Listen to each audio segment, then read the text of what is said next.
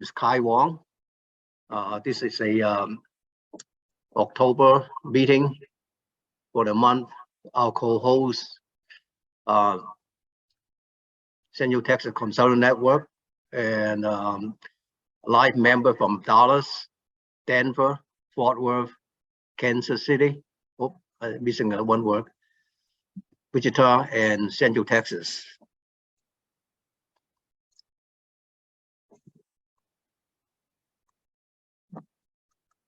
Okay. Oh. Okay. So this is our group. I'm the current chair. Tom Green, vice chair is in Illinois, and Bill Martino haven't shown up yet, and Clyde in our audience. I'm also the program manager, and John Pell is our webmaster, and Dennis Ferguson is our communication officer. A little bit announcement. We're going to have a electronic voting by using the new V2 functions. We'll do it in November. And that's a slate for the 2023 officers. Basically, with one change, Bill Martino will be our new chair for 2023. I have completed my 4-year terms, actually 2 years and 2 years.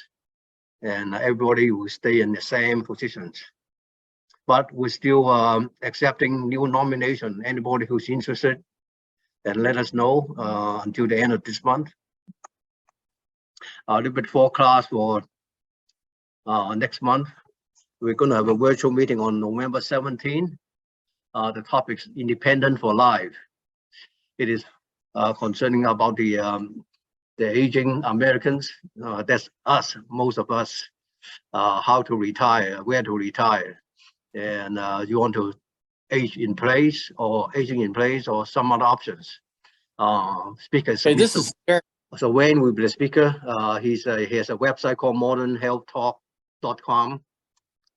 And on the end of the month, November 29, we're going to have a lunch at the county line by the lake.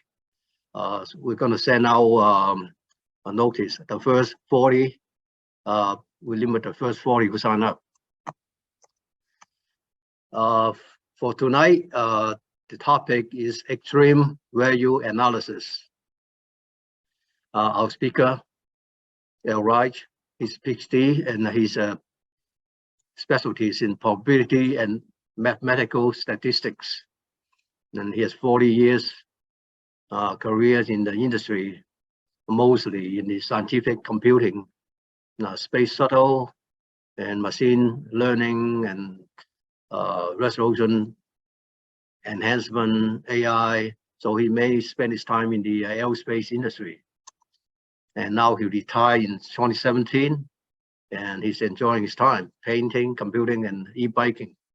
That is a more story about him. You want to know? He got his master's degree from University of Utah, and PhD in mathematics from Texas Tech. The Red Raiders. I was there last month. The big campus. I think the big hotel Overton. I stayed there for a meeting. So probably you guys already read what is it? A lot of statistic method. Probably need to pull out your math book and relearn some of the basics. So we're going to talk about how to use introduction of the IEEE, extreme value analysis. So I'm going to give the floor to Al. I'm Al, and I really appreciate you taking the time to listen to this. Clyde and I get together now and then, and he's been bugging me about giving a talk, and I'm retired, and so I enjoy my retirement by puttering around a lot with math, and a lot in areas that I didn't get a chance to study when I was in school or working. And I ran into extreme value theory a long time ago. I didn't run into it in graduate school, but some of it was just still being formulated, back when I was in graduate, because I was in graduate school a long time ago. I've really wanted to dig into it more and learn more about it myself. And what better way than to try to explain it to someone else? So I kind of didn't realize how deep I was going to get into this when I first agreed to it. But now I'm really having a lot of fun with it. Just to get started here. This is a methodology. Let's see, there's a window that's covering my, can I hide that thumbnail? There I go. There we go. Okay. So EVA is about making inferences about rare events. A lot of statistics has to do with the central tendencies, like the central limit theorem, and what's the average or the mode or variances. But in this case here, there are a lot of cases, very important problems to look at that require us to make inferences about the extremes of distributions out on what we call the tails of probability distributions. And so EVA or EVT gets into that. Now, if you do some searching about this, I just want to caution you, you're going to run into a lot of extreme value theorem stuff, and that has nothing to do with this. That's elementary calculus. So just disregard those if you do dig into it more. And I'm going to limit my talk to what I call classical EVA mostly, and also univariate continuous probability distributions. I'm not going to look at vectors, random vectors, or multivariate or discrete probability distributions. And then a lot of my talk is going to be about maxima, and that's we can turn any minimization problem into a maximization problem, as I show here on this slide. So I won't really mention that too much.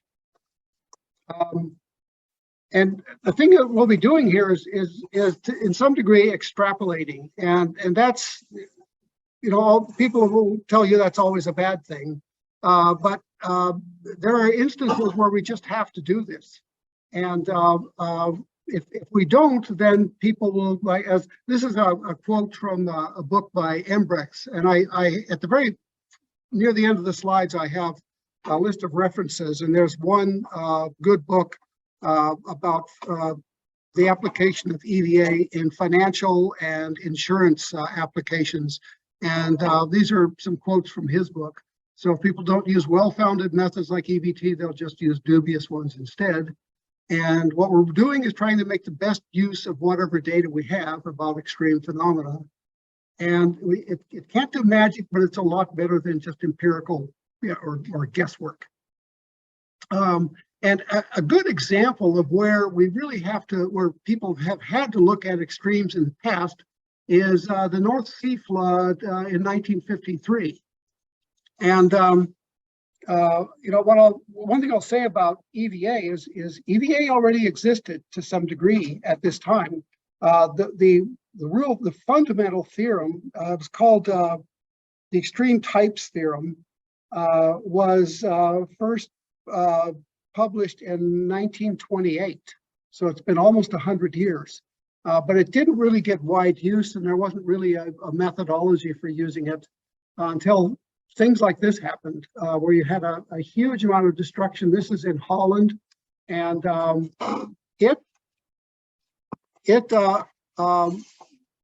guess galvanized research, at least among the Dutch and the Europeans, in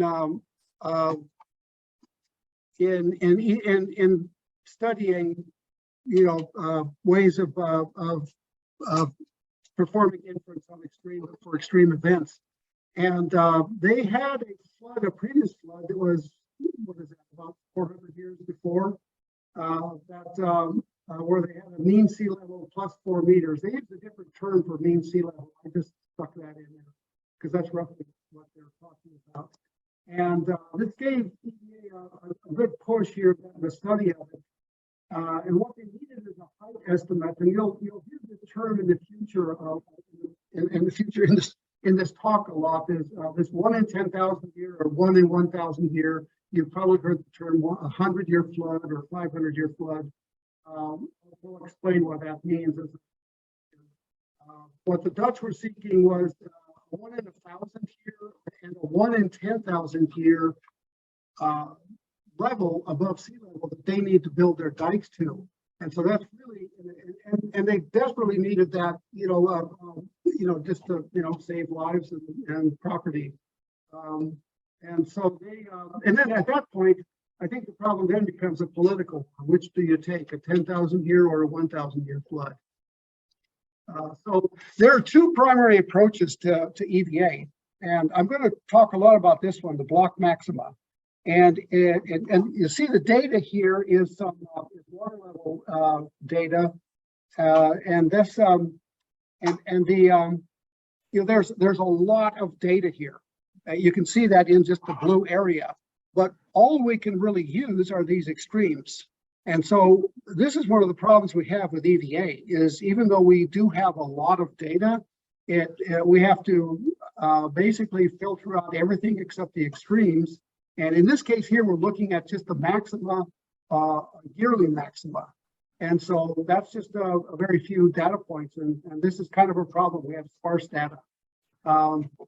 The other method, and by the way, this method involves blocking out blocking time into different different time blocks. So in this case, it's a yearly time block. So the red dots are the maxima for the yearly maximum. And the other method, which came along later, and I'm not sure exactly when, maybe the 1950s, and then more of the methodology has been developed since then, back in the 70s and some in the 90s. So this is fairly recent theory, really, in mathematical terms. But the other one is points over threshold. And instead of blocking the maxima, what's done is you come up with a threshold, and then everything above that becomes your extreme value. The nice thing about this is that you tend to have more data. The bad thing about this, and let me back up a little bit. The bad thing about everything here, well, one of the difficulties is that I'm going to be talking a lot about IID random variables. That's independent and identically distributed random variables. And much of this isn't independent and identically distributed. If we, some of it has seasonal cycles in it, some of it has trends in it. Those things need to be dealt with first. And in the case of like this, this particular data, it turns out I believe I have in the backup slides, I have an example that uses this data. There was a trend, there's a trend in rising sea levels, and so that had to be removed to that. So from the left side to the right side of the data, the data is measured in, I guess, I can't see the meters. So I think there was a 10-inch rise in sea level from the earliest data point to the later data point.